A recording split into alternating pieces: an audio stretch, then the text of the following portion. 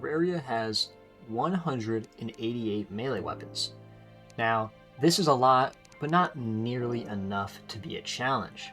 So therefore, we will be adding Calamity Mod to make it near double the amount of melee weapons I will need.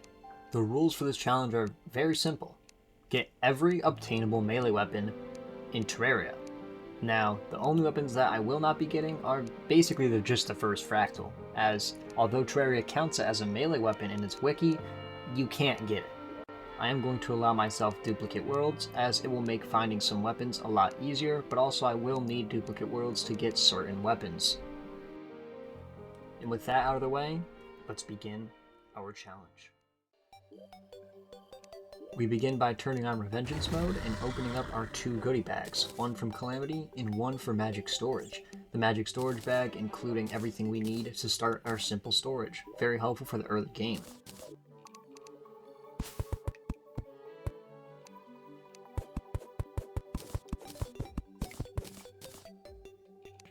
I then set up the area we will store all of our 368 weapons we will get throughout the playthrough.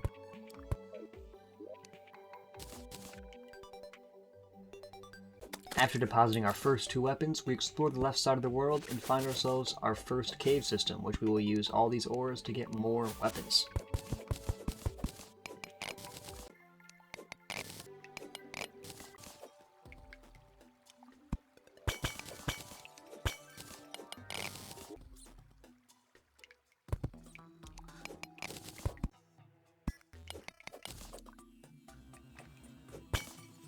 Upon encountering our first life crystal, I was oblivious to the dart trap right in front of my eyes, and that will give us our first death of the challenge.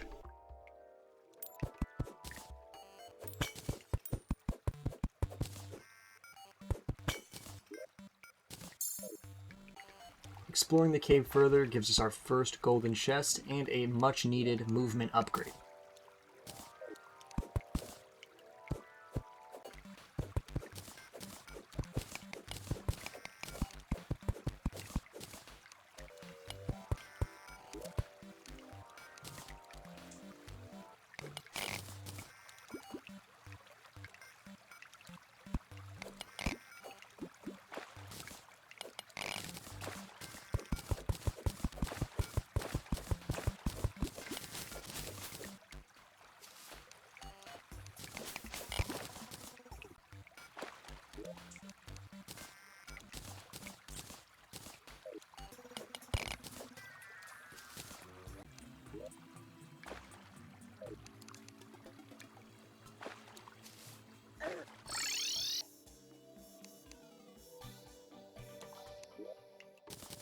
After building some housing for the NPCs, we look at all the available crafting recipes given to us after our exploration.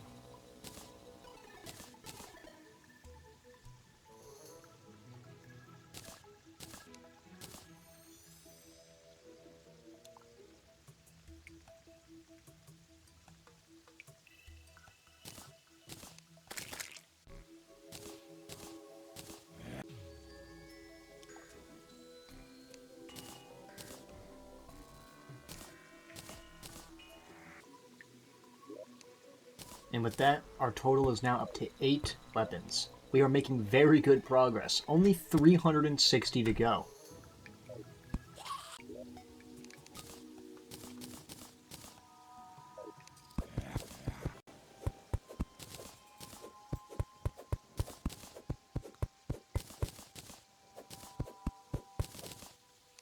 It's hard to spot, but out of the corner of my eye, I found a pyramid sitting right below the sand, yielding us another extremely good movement item.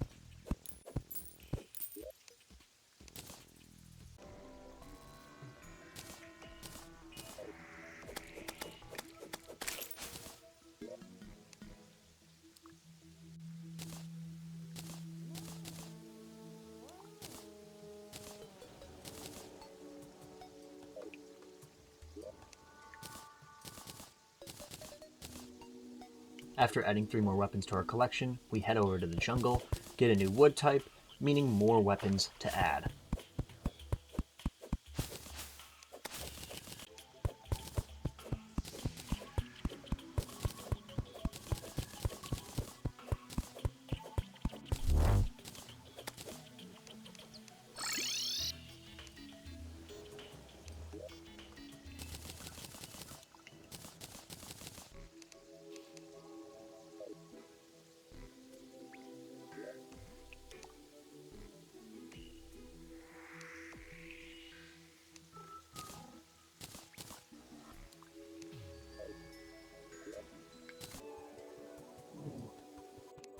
We then head into space and explore these planetoids that Calamity adds, which yield many good resources.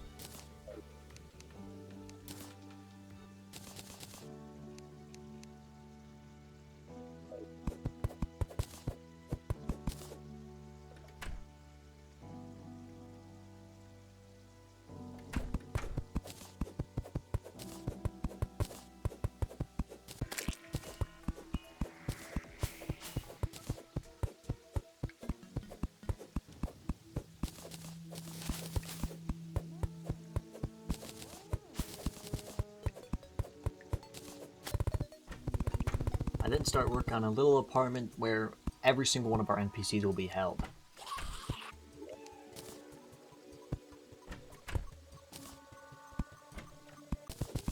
We then start work on a elevator, which will not only yield us a plentiful amount of resources, but also give us access to one of the best pre-hard mode weapons.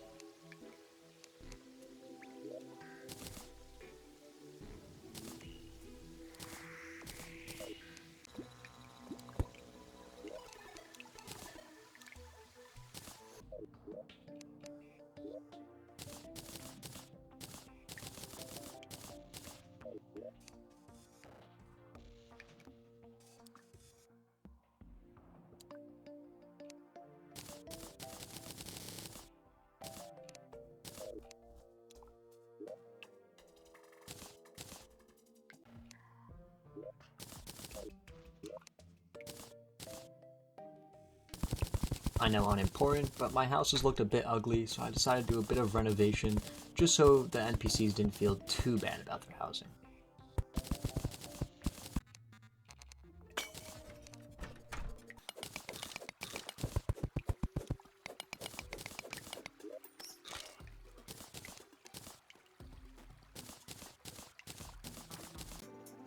A bit more exploring leads us to the Sunken Sea Lab, which as of right now does not help us, but is extremely helpful in the future.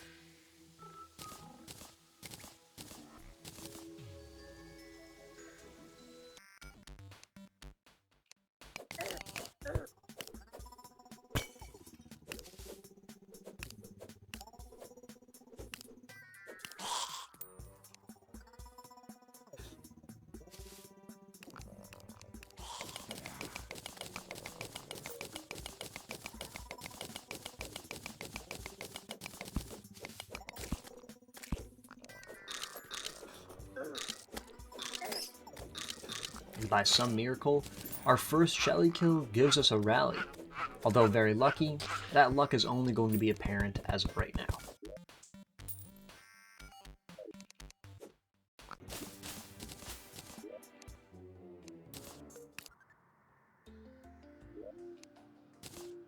Once in Hell, we grab our Hellstone Furnace, and we go to the right side of Hell to grab a new type of wood.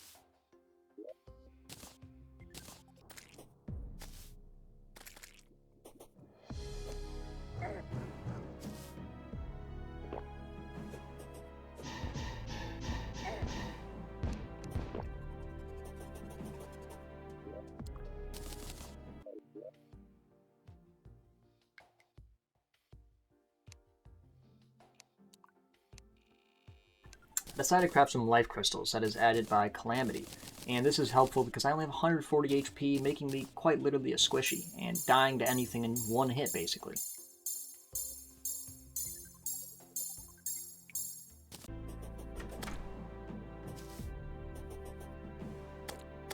We then head over to the Brimstone Crag to get one of the best pre-hard mode weapons, the Blade Crest Oath Sword. The reason being is it has homing sights that deal burn damage on hits.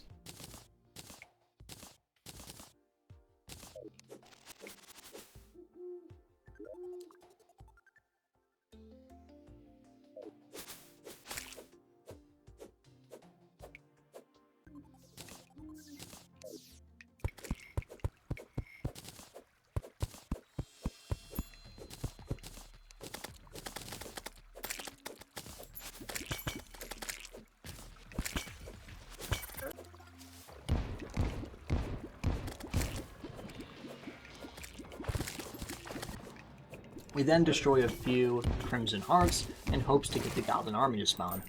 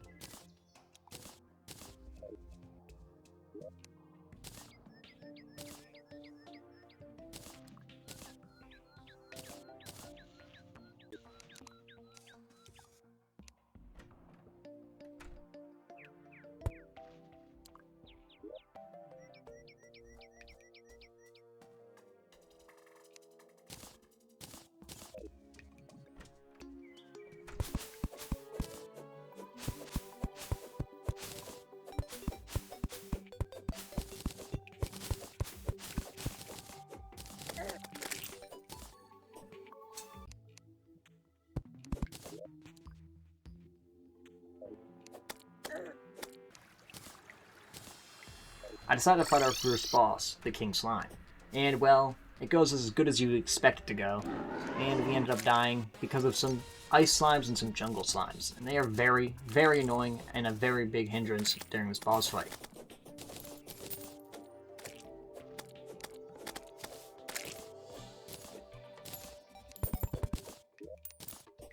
Eye of Cthulhu also decided to pay a visit, ending in tragedy once again.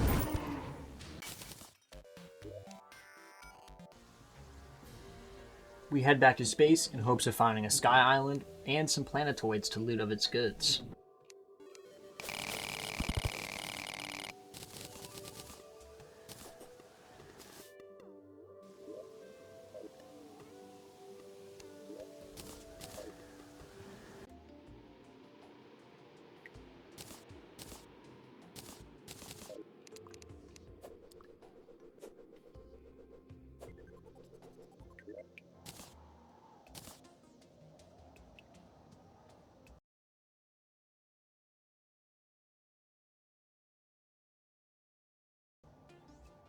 While exploring the jungle, we found the Jungle Drayden Lab. Just like the Sunken Sea Lab, this is not very useful to us right now, but later on will become very important.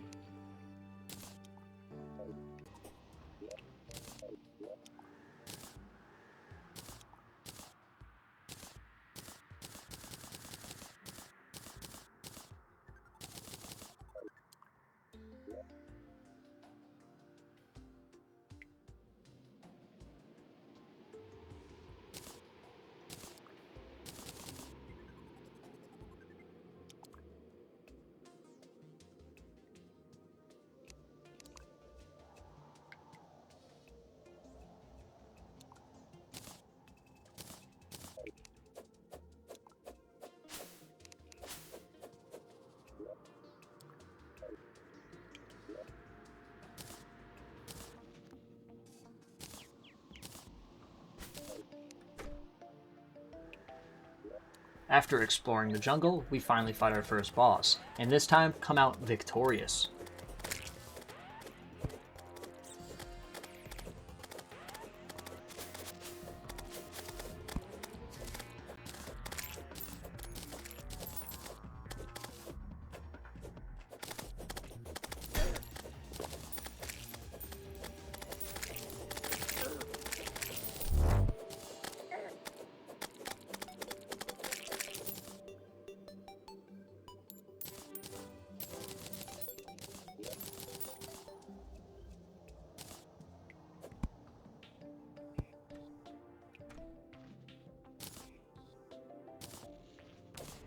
I then decided to explore the underground desert, as there are a few things I want from here, and luckily we found the golfer almost immediately.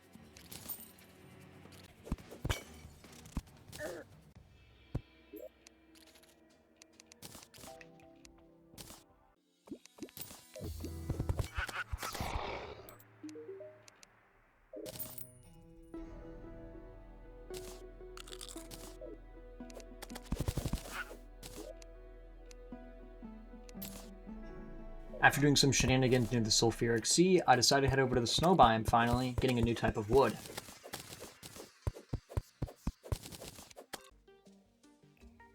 I also decided that to fight any new bosses, we did need the Goblin Tinker to upgrade our accessories. Thankfully, after a bit of sleeping, we finally got the Goblin Armor to arrive, meaning the Goblin Tinker is now available to us.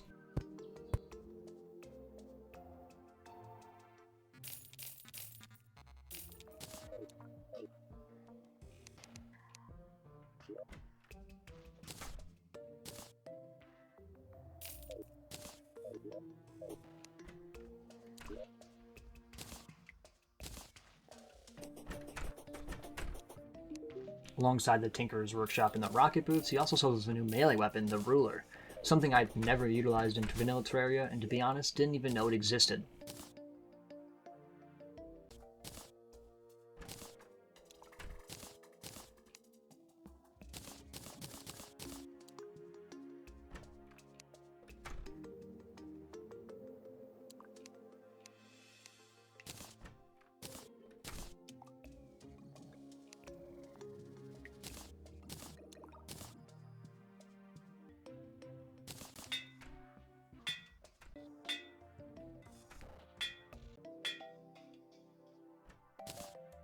After doing a bit of reforging, we head over to the desert to fight our second boss, the Desert Scourge.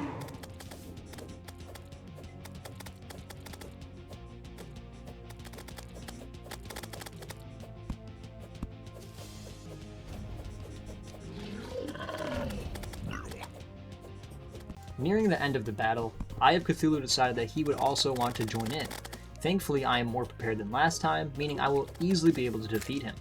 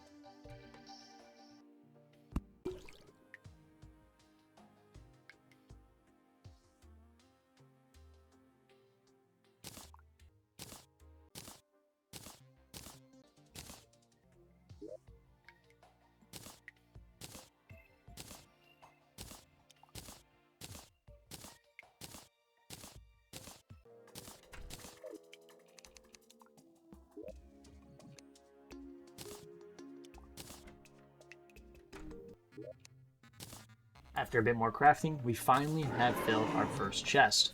And with that, we have to fight a new boss. The Brain of Cthulhu is next, and he's also quite easy, especially when homing is involved.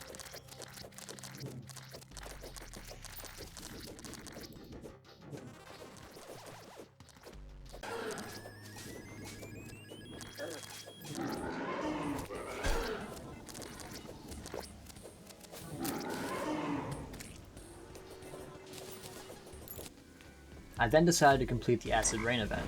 There was no real reason behind it, I just wanted to do it.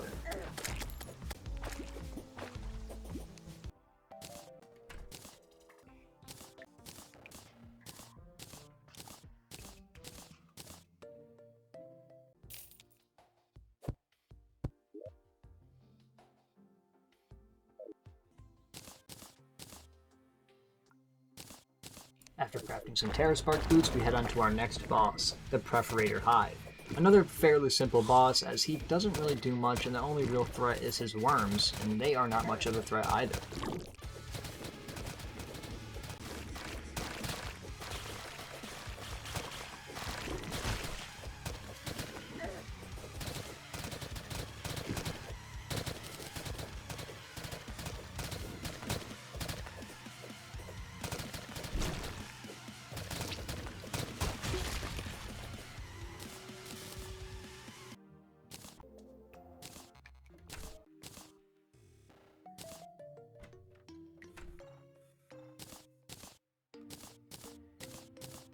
I decided we should do the Old One's army before going into the sky to try to get some area light, as I just wanted to complete it once again. There was no real reason.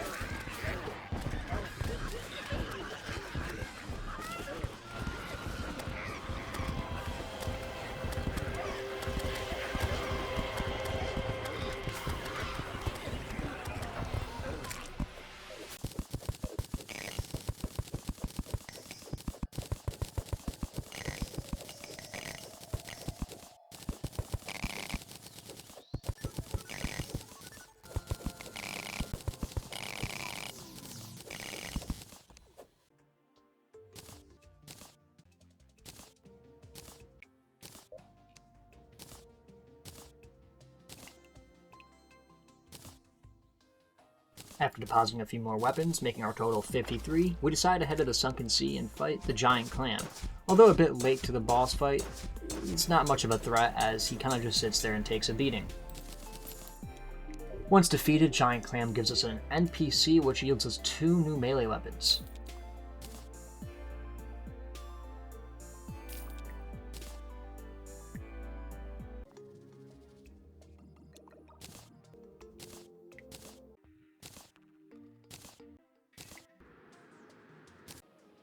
After a good crafting session, we add 8 new weapons to our chest, totaling 62.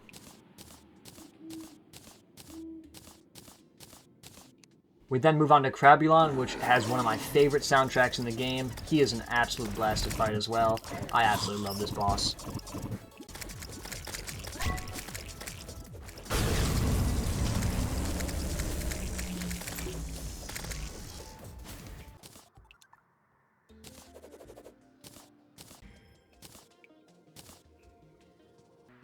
We then move on to a not-so-fun boss, the Queen Bee.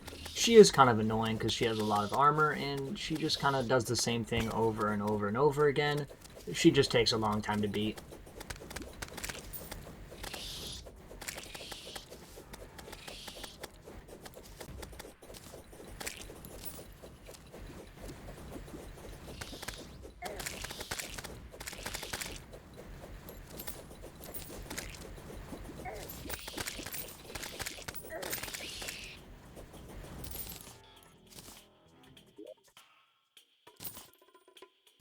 I decided to skip a few bosses and head straight for the Slime God, as his drops are pretty useful to me, especially the armor that you can craft with it.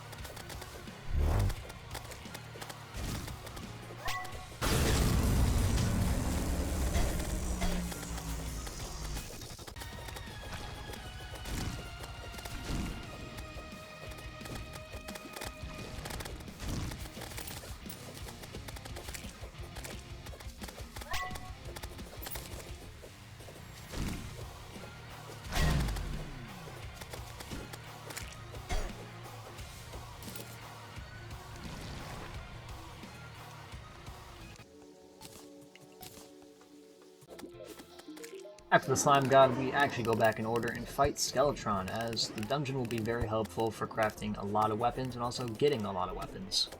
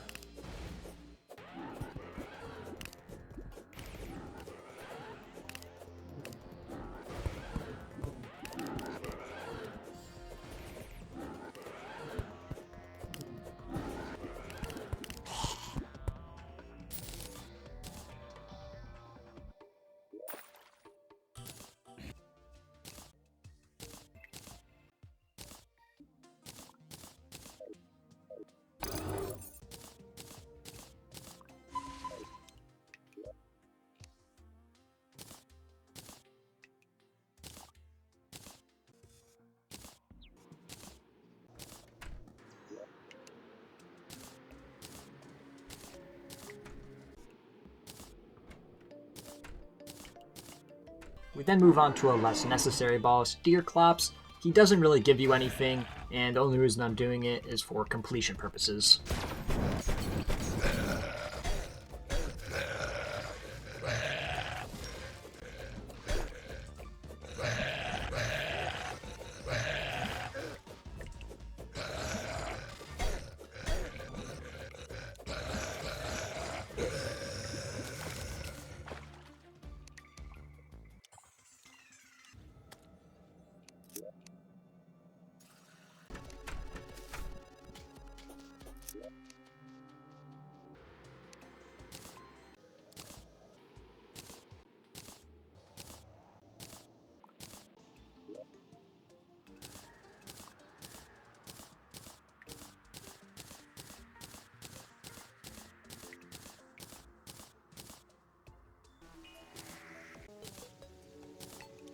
And with that, we have completed our second chest, meaning we now have over 80 weapons.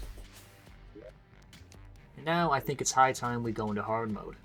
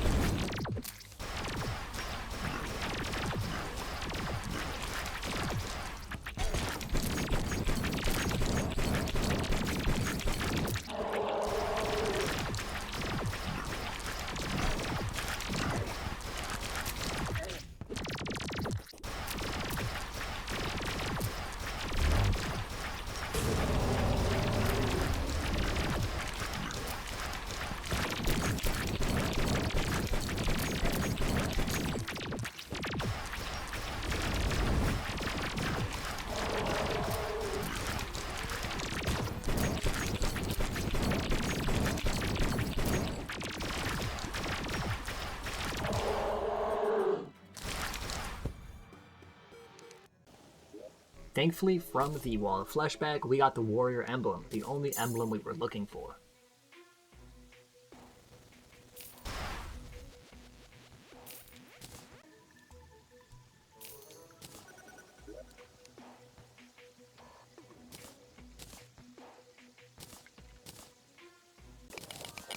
We then start our journey on the hard mode ores. The way you get them is a little bit different in Calamity, as they are progression based rather than breaking altars. The way you get them is by defeating the mech bosses. Each mech boss defeated will add both of the variants of ores to the world, until you get to the last mech boss, which will add a hollowed ore to the underground hollowed.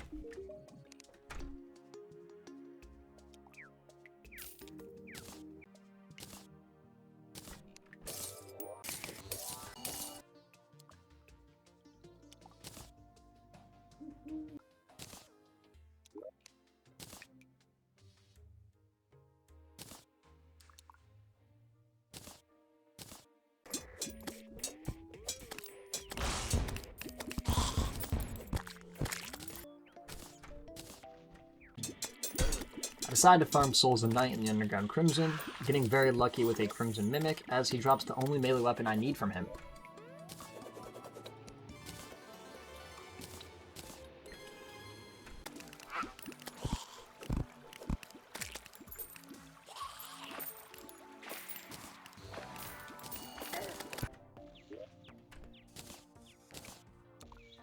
For some reason, in the Underground Crimson and the Underground Hollowed, mummies would spawn there, and I would get light and dark shards, meaning I could make the Tao of Pow and the Yin Yo.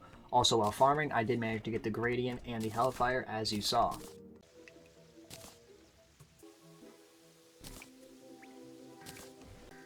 We then fight our first hard mode boss, the Destroyer. This boss is made very much easy with the Tao of Pow, as you just spin it around yourself and deal an immense amount of damage to the big mech worm.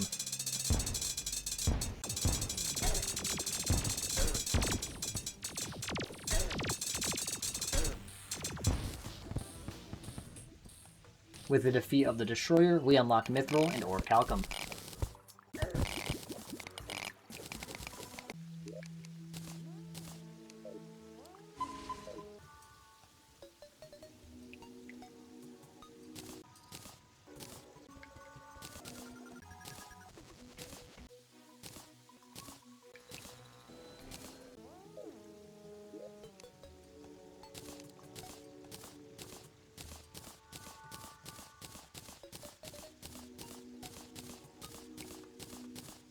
Now, I made a bit of an oopsie. I bought Shadewood and Pearlwood, thinking I couldn't get it in my world, or thinking I didn't even have it in my world.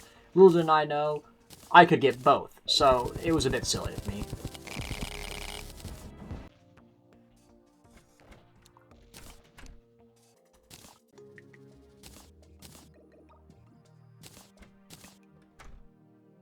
At some point, I built an artificial mushroom biome to get the truffle to spawn in so I could buy a weapon from him. We then decide to fight Queen Slime. The weapon I'm using isn't very good for this fight, as when she starts flying, she kind of is out of range of me and it's hard to hit her.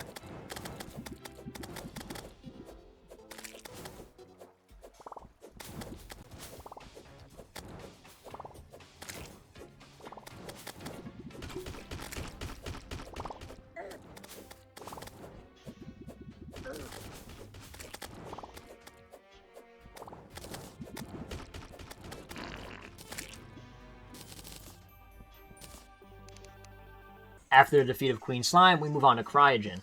This is probably the most boring fight in the game, as it's kind of just repetitive. It's basically the same attacks over and over again, and he's a pretty slow boss and very tanky, so it takes a long time.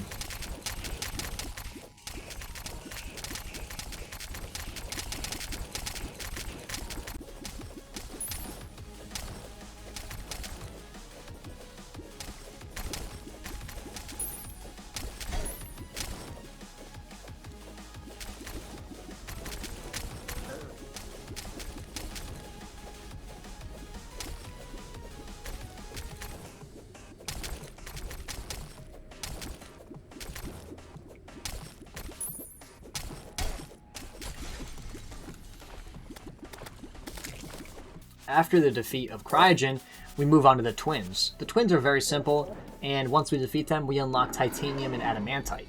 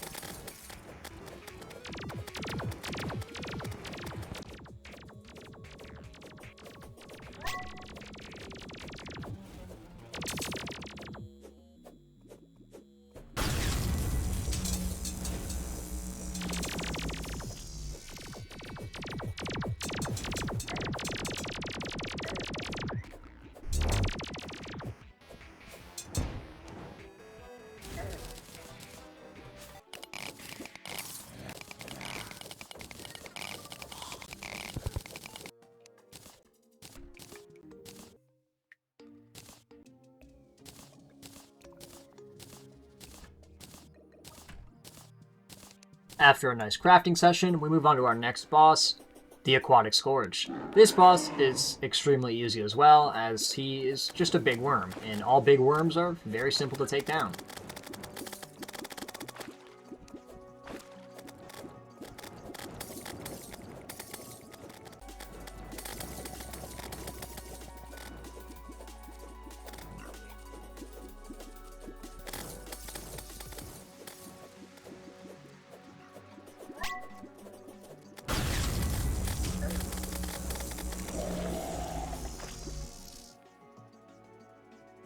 After the defeat of the Aquatic Scourge, we unlock the Acid Rain Tier 2 event, which unlocks a new weapon.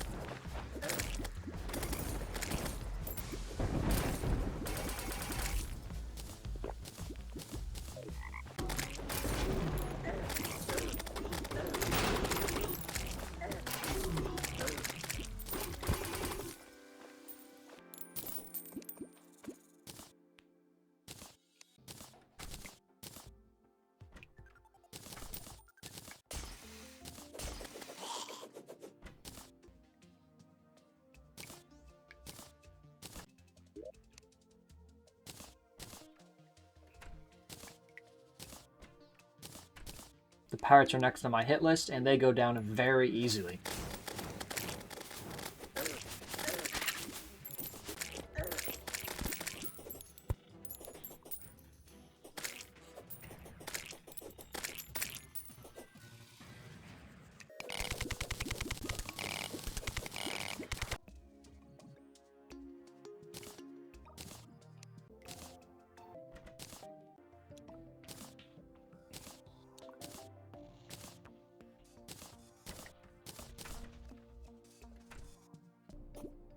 I then decided to fight the Brimstone Elemental, as she was next on my hit list.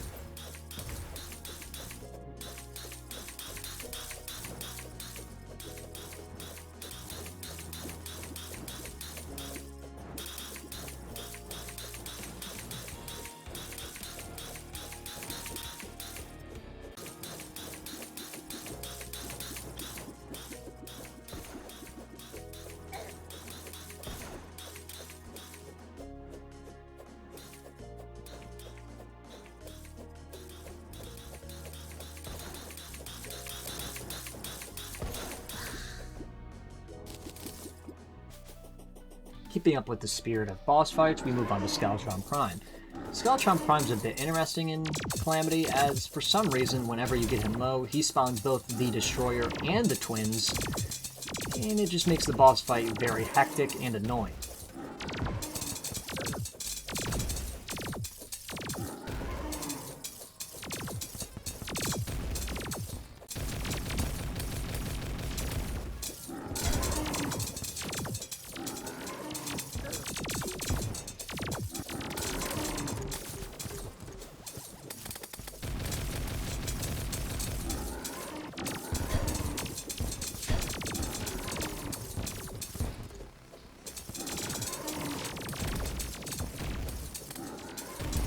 And with the defeat of the Skeletron Prime, we unlock the ability to get hollowed bars and hollowed ore in the Underground Hollow.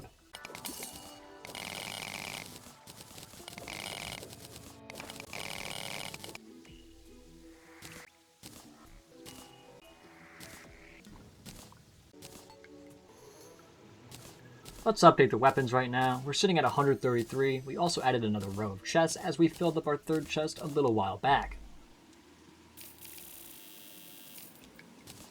I decided to make an artificial corruption biome using purple solution, the main reason to fight a hive mind and a well of flesh.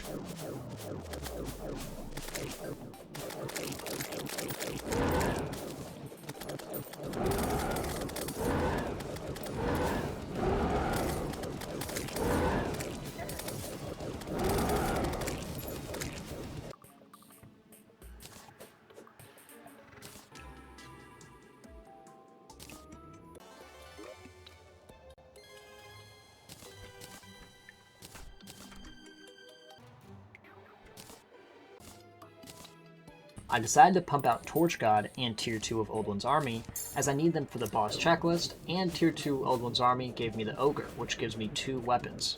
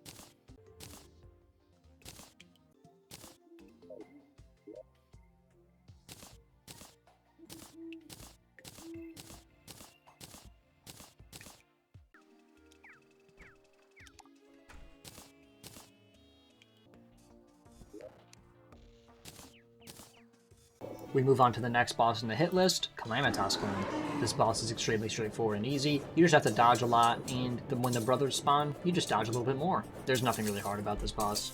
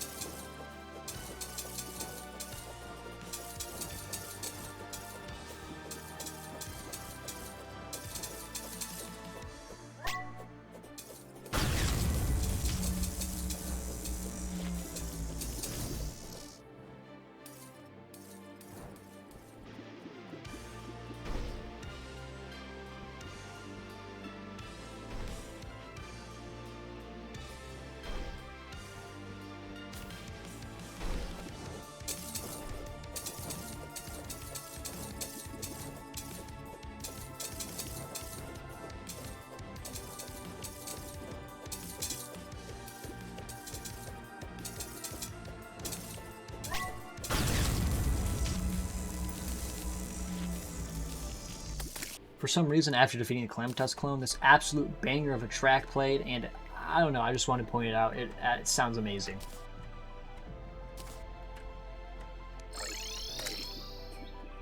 Although late, we head into the Abyss for the first time, getting the Ball of Fugu, although we will need more than one, I just don't realize it at the time.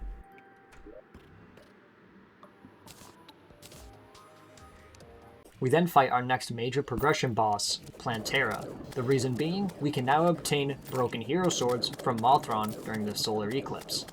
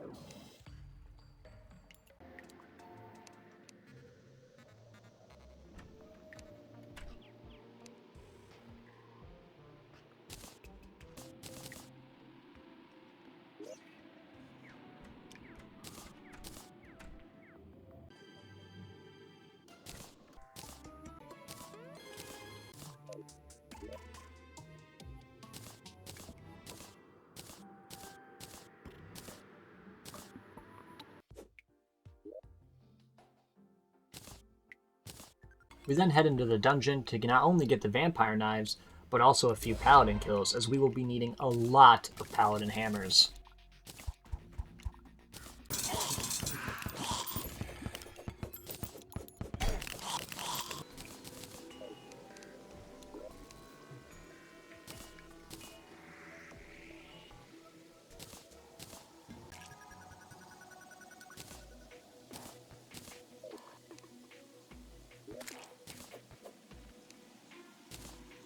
We then fight the Great Sand Shark. Although he's not really a boss, more of a mini-boss, I need to kill him for a few weapons.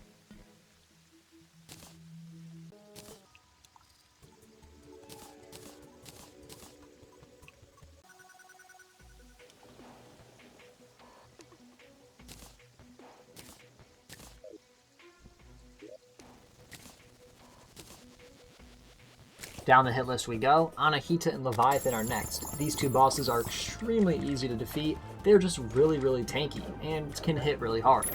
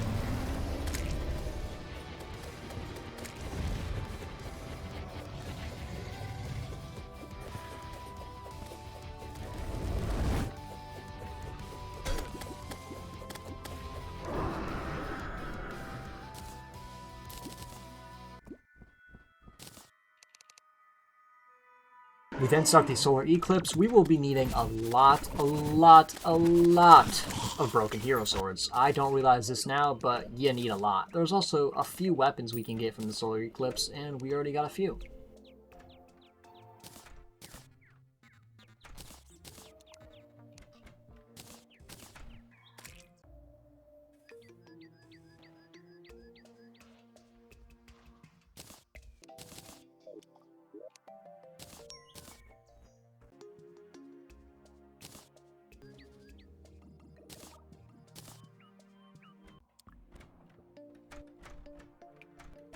Down the hit list we go to the worst boss in Calamity in my opinion, Astrum Aureus.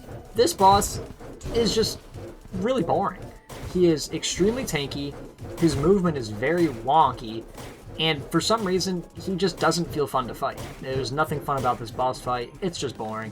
He is not very difficult, he can be difficult at sometimes, but overall just keep your distance and you'll be fine.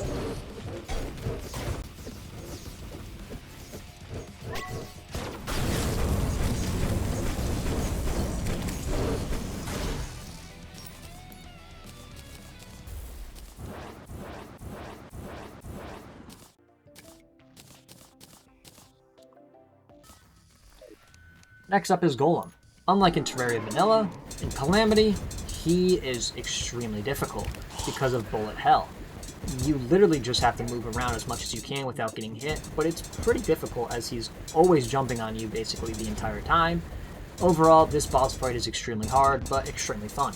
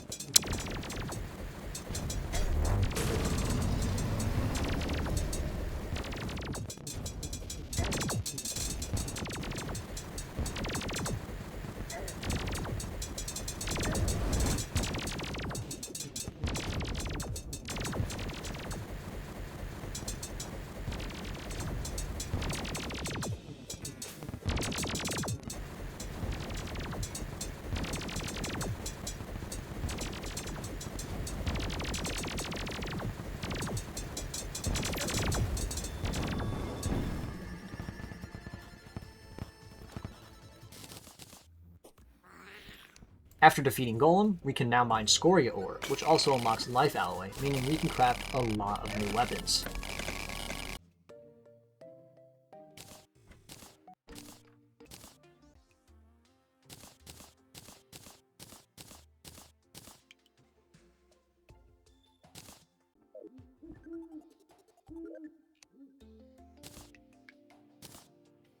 I then decided we should move on to the Pumpkin Moon and the Frost Moon, as there are weapons we need from both of them.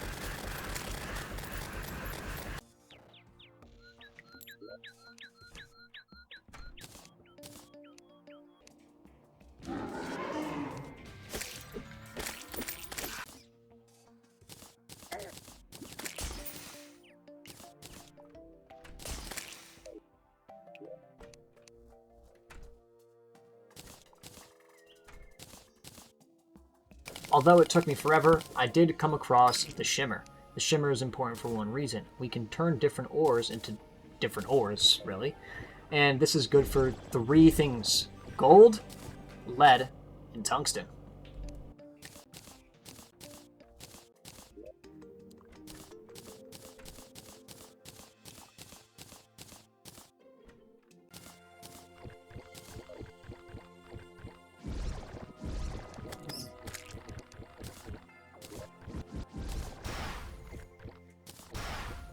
I kind of forgot about the corruption that I made a while ago, but we're back to fight the Eater Worlds. It's not much of a challenge since we're post-Golem already, and we have the Terra Blade. There's not really much of a challenge here. It's kind of just shred it in and move on.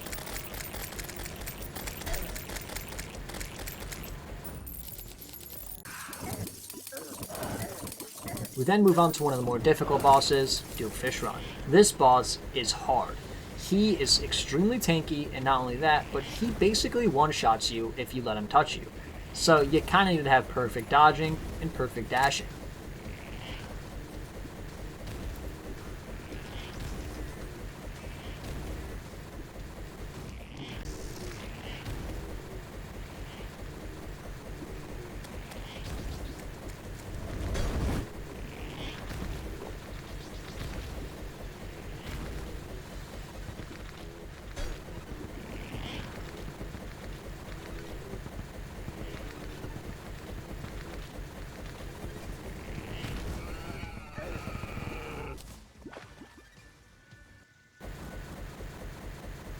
I wanted to do the Martian Madness, so I sat in the sky for a while until I found a Martian probe, let him see me, and, well, the Martian invasion happens.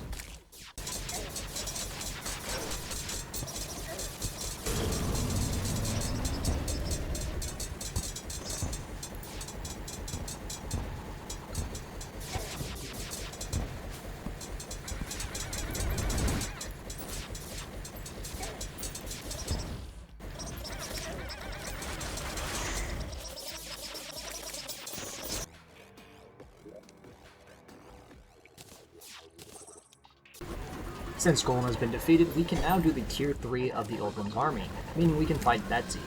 Betsy drops 2 weapons, and unfortunately I only get 1 here, but that's more than enough, as we can come back to her later.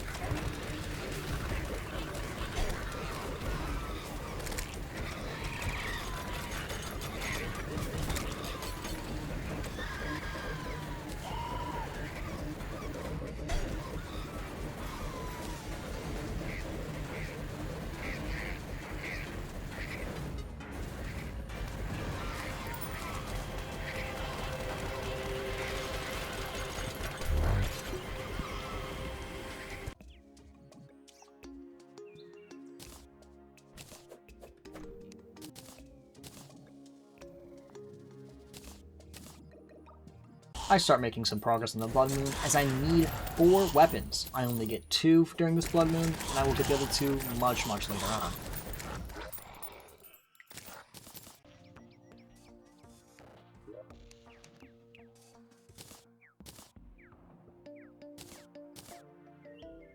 Moving down the list, we get the Plaguebringer Goliath, another absolute banger of a track for this boss, and once again a pretty easy boss. He's fairly simple, it's once again just a bunch of dodging and going around in circles.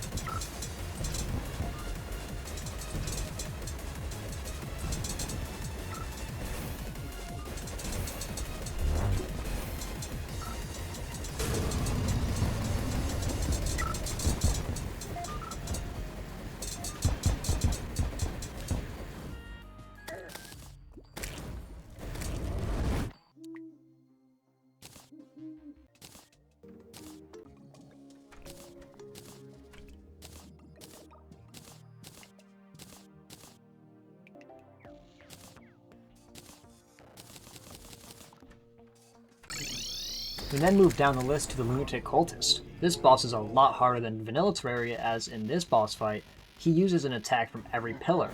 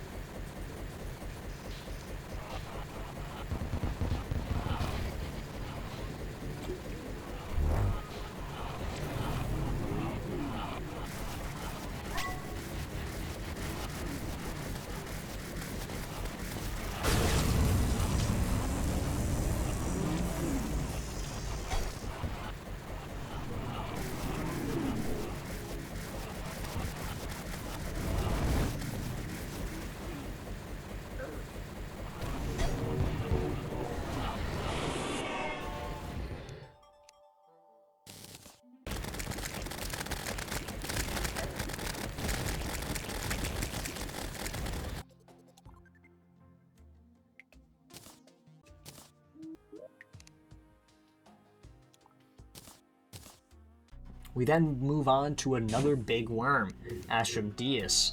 I don't know how to say his name, I definitely butchered it. This boss is really easy if you have a high pierce weapon. You just run in a straight line, hit him 100 times, and you're good to go.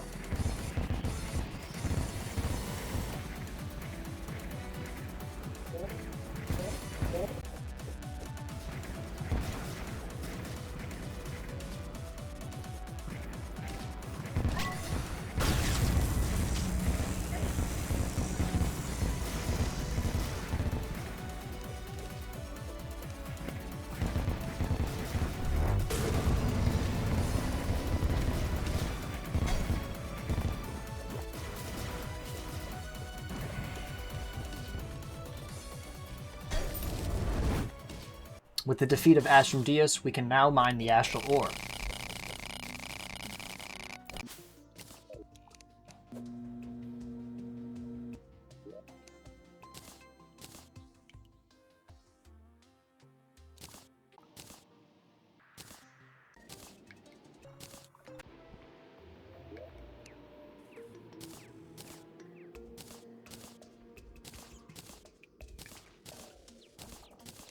Pillars, pillars, pillars. The pillars are next on my hit list. You probably already saw that I defeated the solar pillar when I had the solar eruption against Asmodeus. Now we're going to defeat the rest of the three and fight Moonlord. The first attempt at Moonlord goes exactly how I expected it, in defeat. But unfortunately for him, I am an absolute pro at this game, and I can defeat him on my second try.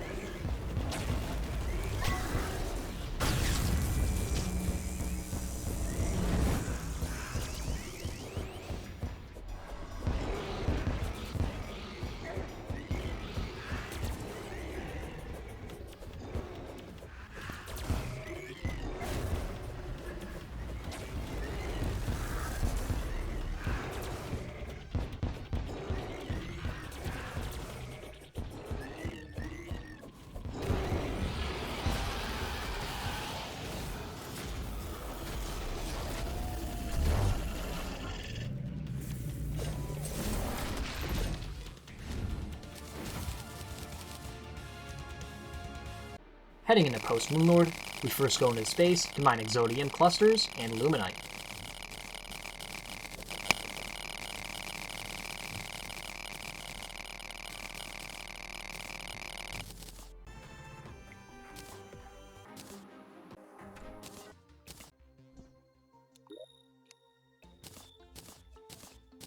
We also fill up our 5th chest, totaling 201 weapons.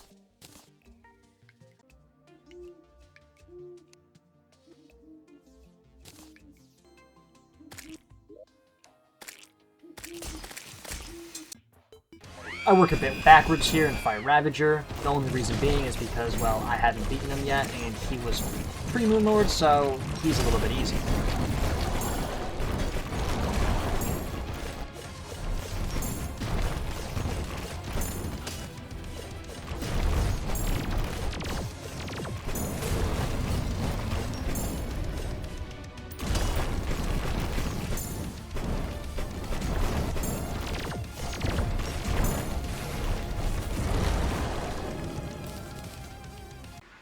We then move on to our first post-Moon Lord boss, the Profaned Guardians. This boss is an absolute joy to fight. I love this boss for one reason. It's difficult, but not infuriatingly difficult. It's difficult to a point where you enjoy it when you're fighting it, and not getting upset whenever you die over and over again.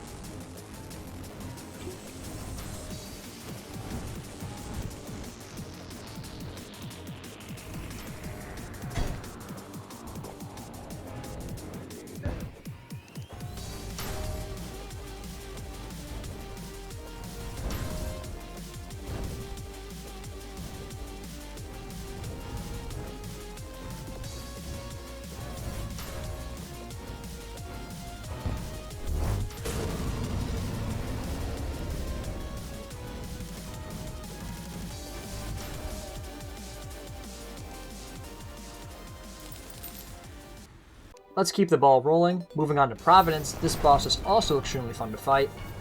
The only difficult part is dodging and the Moonlord lasers that randomly come out with no real indication.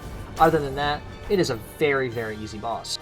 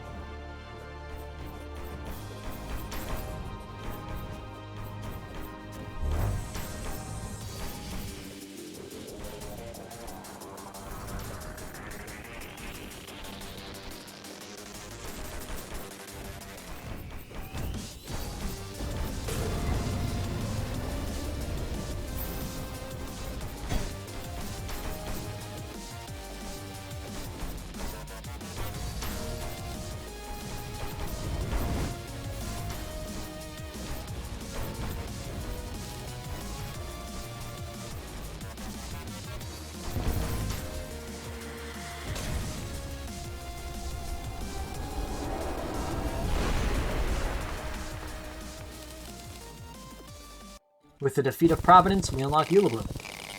Not much to say about it, it's just a new ore.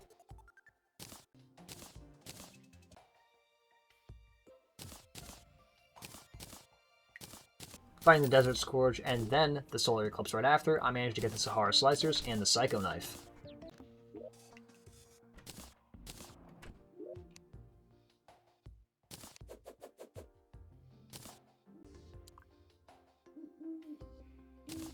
We then move on to Cygnus, a fairly simple boss. This boss is really easy as long as you know how to dodge. You literally just go up, down, left, right, up, down, left, right. It is pretty simple.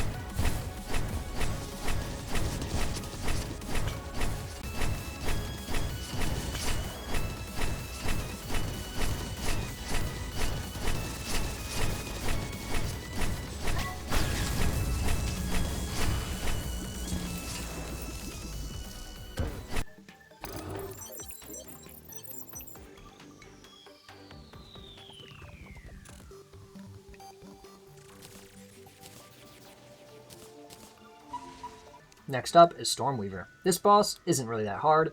He has a few difficult patterns, but other than that, it is pretty simple. You really just go in a straight line, go down, go in a straight line, go up. Nothing really hard.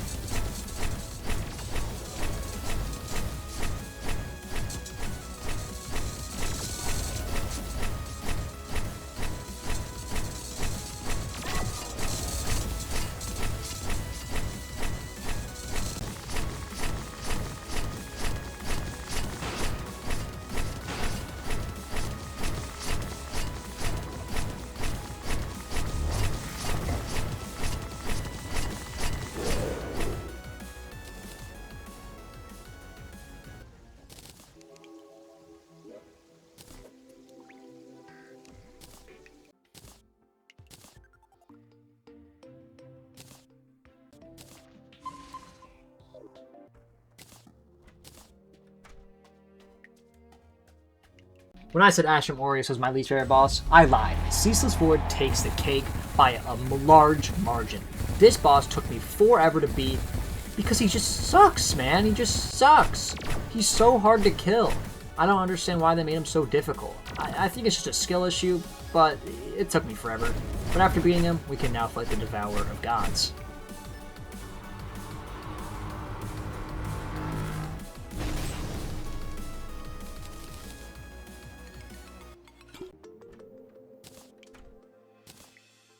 First, we're going to take a little detour, Poltergeist. This boss is pretty fun actually to fight, and actually not too difficult. The only problem being when he goes into his third phase where he spawns another fellow. And both fellows dash at the same time, making it hard to dodge both fellows.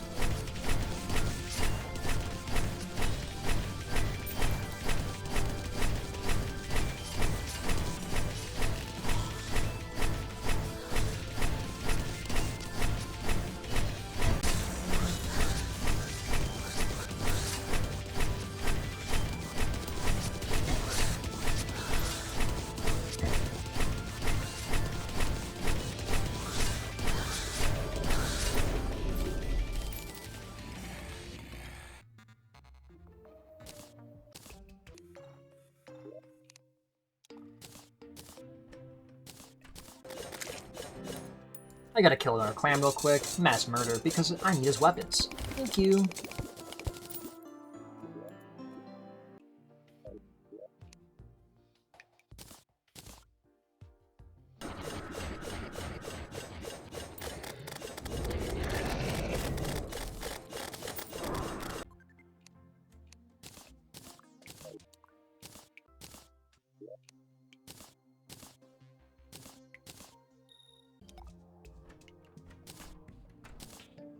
We take another detour, I swear this is the last one, to fight Dragon Folly, as I completely forgot he existed. This boss is extremely simple and not really much of a challenge.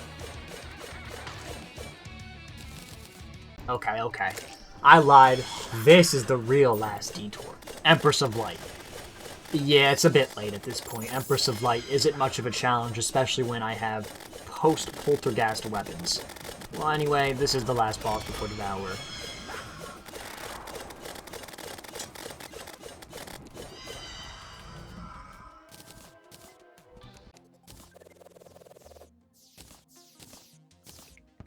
And now it's finally time. The Devourer of Gods. A worm so strong that he devours gods throughout universes. Surely he must be very difficult. Well, he is. This took me quite a few tries, but overall, it's just about dodging and weaving. There's not much difficulty in this boss, you just gotta be good at dodging his little laser beams.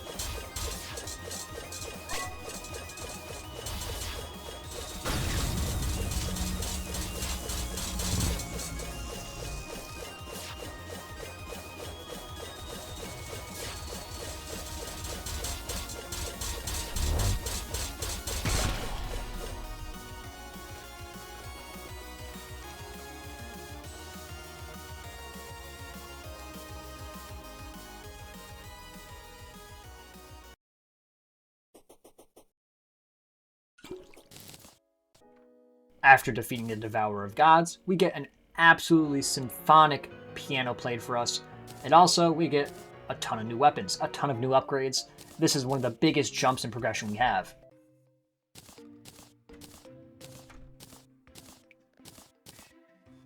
Alongside his defeat, we now have access to Dark Sun fragments from solar eclipses, endothermic energy from frost moons, and nightmare fuel from the pumpkin moon.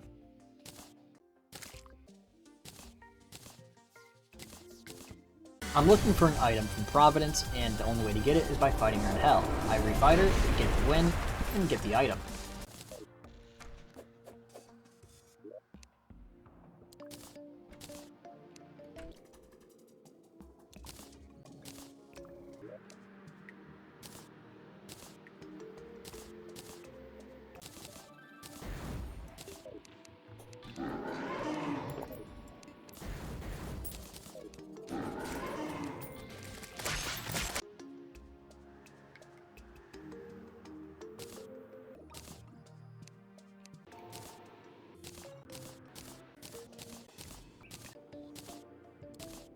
After upgrading our accessories and our armor, we finally move on to the big boy himself, Yarn. Now Yarn is one of those bosses that seems pretty hard on the outside, but it's actually fairly simple. My only tip is try not to get distracted by the music that plays in the background, because it is really, really good.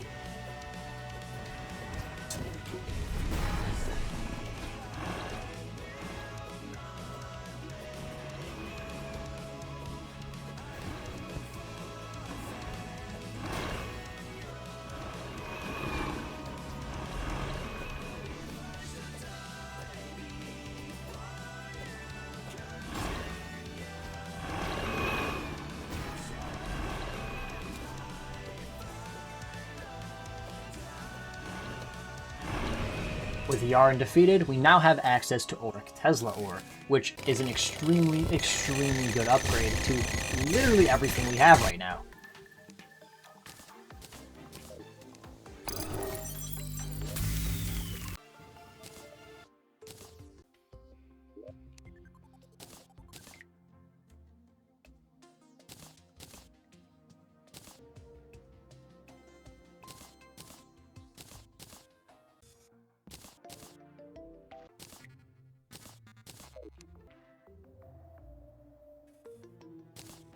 I go to the underground jungle to free-fight Plantera a few times so I can obtain the Flower Pow.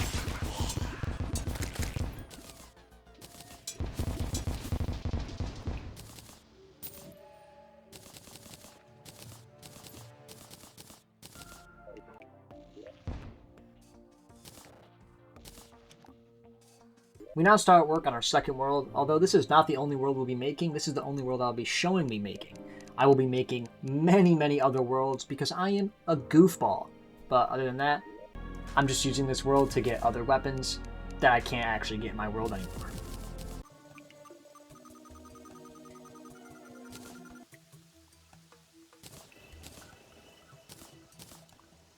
Going back to fight Fishron, we need another weapon from him.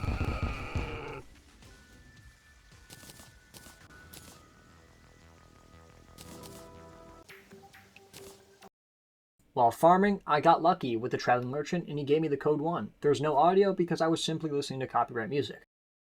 And now we start the greatest struggle of my career, the exomechs. Now, the problem with the exomechs is that they're really hard. Extremely difficult, in fact, that it took me 70 plus tries just to beat him once. And the reason being is because I've never beaten them before. This is the first time I've beaten the exomechs, and it took me a while to learn that. I will say though, this boss fight is pretty fun. The only problem is, it made me really mad, as it took me over an entire day just to beat them.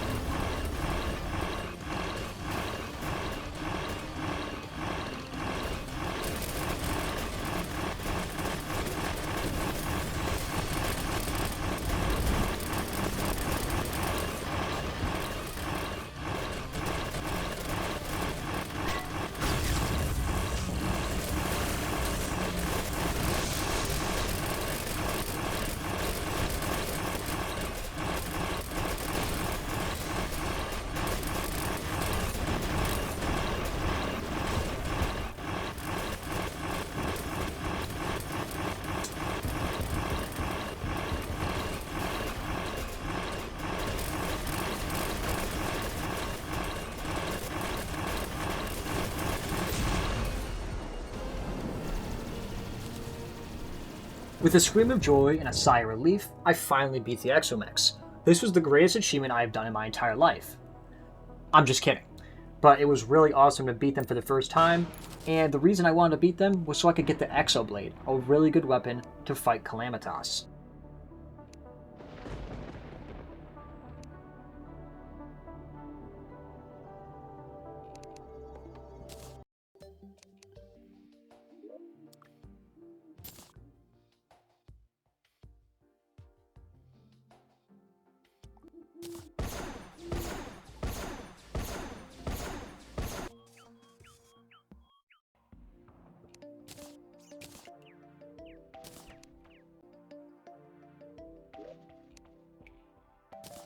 We also fill up our 6th chest, reaching 241 weapons total, yet we're nearing the end of the game, and we still need 127 more weapons. How fantastic.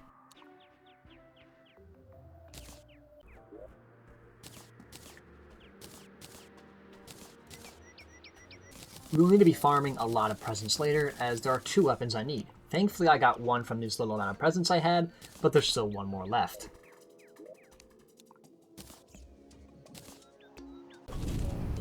We finally move on to Calamitas, the final boss of Calamity. Well, the final boss for now. The only real hard part about this boss is the brothers, in my opinion. Dodging everything is pretty difficult, but not really too hard to make it the main challenge. The brothers, however, are extremely annoying, and if you don't have adrenaline or rage during their phase, you're kind of screwed. Also, that might just be a me issue, I might just be bad. But other than that, this boss is fairly simple. I never really found any difficulty in this boss. It kind of just sucks how, easy it is for a final boss. Although, it won't be the final boss forever.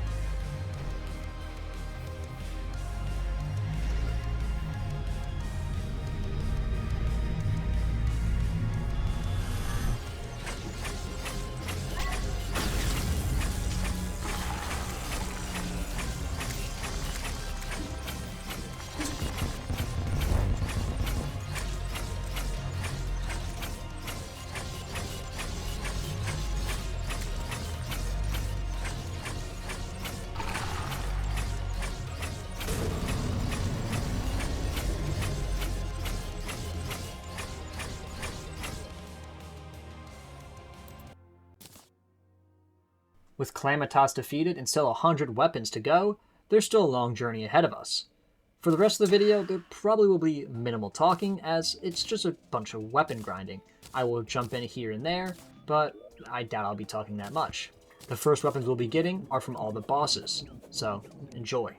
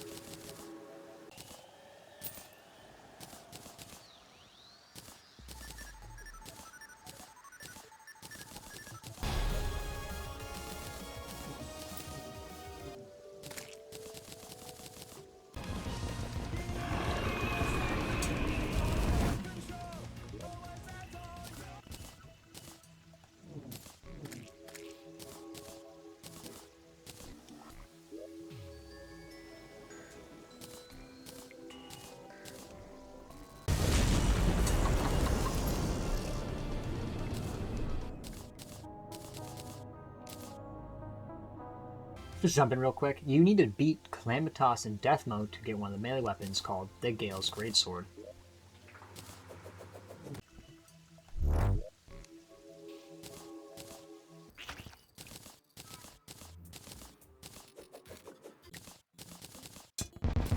With that, every boss weapon is obtained, and now we move on to craftables and obtainables through enemies.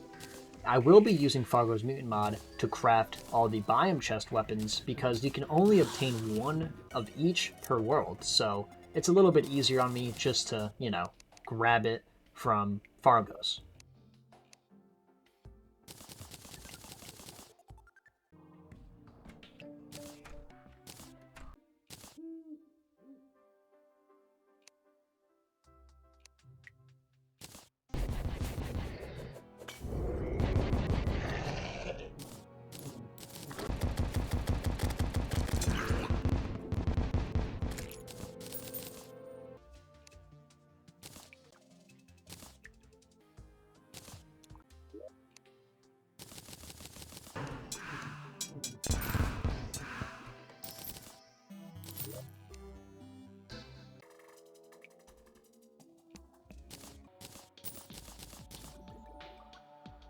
Oh yeah, I forgot to mention, there's fishing, and a lot of it.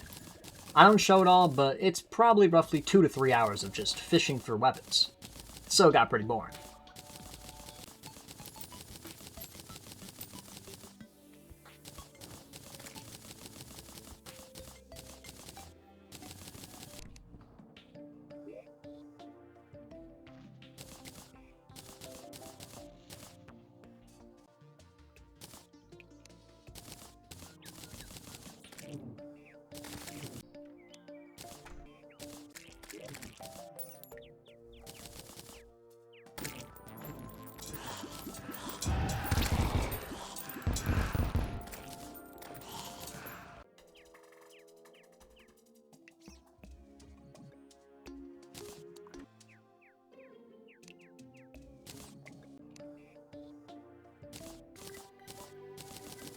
I then had to make a Zenith world so I could find Medusa to get the Waffle Iron.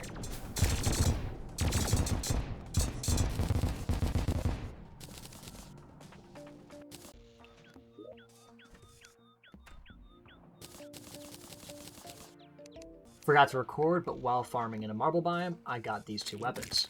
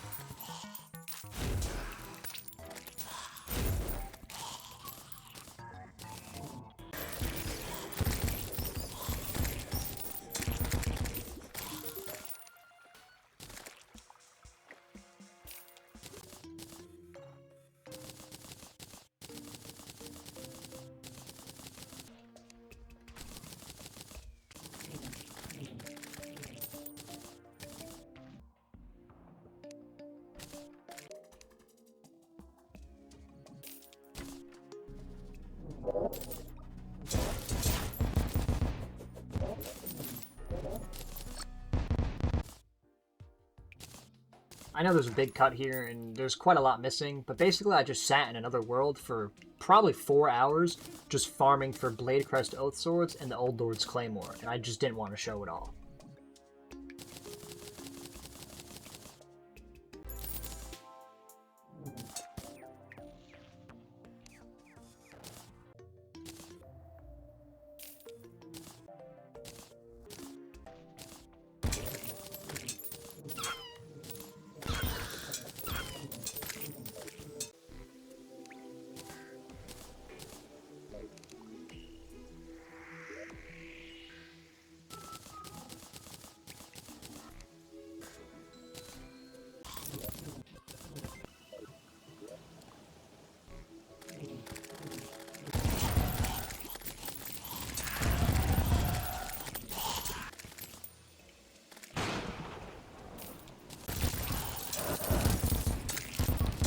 While farming for presents, I somehow managed to get the Bladed Glove. I was really confused here because the Bladed Glove is only obtained through Halloween event, so I'm not really sure how I got it.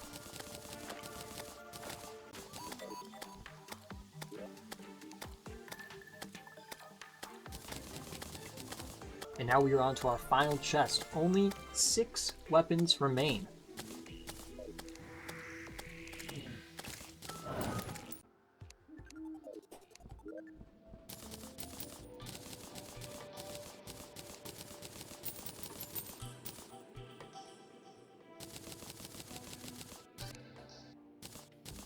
Now let me explain myself before you yell at me.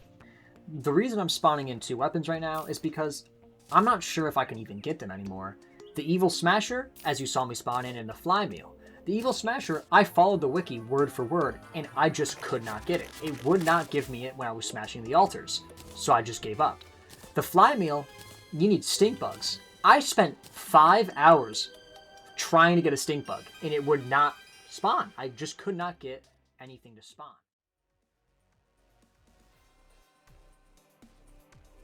So let me apologize first. I did cheat. I could have probably found a way to get both of them legitimately, but I just didn't feel like grinding anymore.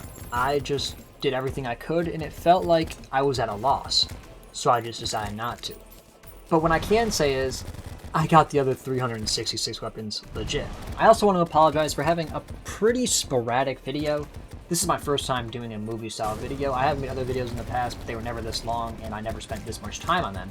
So I know it feels kind of rushed at the end, and it kind of feels like I skipped out on a lot. But when I do this challenge again, hint hint, I will be putting more effort into it and actually taking more time instead of just rushing it. So you can skip the rest of the video if you want. The rest is going to be talking about the future of my channel. So the first thing I want to say is this is not a Terraria channel. I just did a Terraria video first because I like Terraria and I thought this challenge would be fun. This channel will revolve mainly around 100% in games. If you know who Floyd's son is, I will be very similar to what he does, just playing games, 100%ing them. I love his videos, I love the content he does, so that's why I decided I would take inspiration from him. Thank you guys for watching. If you watched through the entire video, I'm very thankful. I do have a lot of ideas for upcoming videos, so there will be no shortage of videos. I will try to post every 1 to 2 weeks. If I don't manage 1 to 2 weeks and it somehow takes 3 weeks or even a month, that might be because the video is going to be of higher quality or the game that I'm playing is going to take a long time. But I'll try to keep it to 1 to 2 weeks. Anyway, that's all from me. I hope you guys all have a great rest of your day or night, whatever time it is for you. And I will see you in the next video.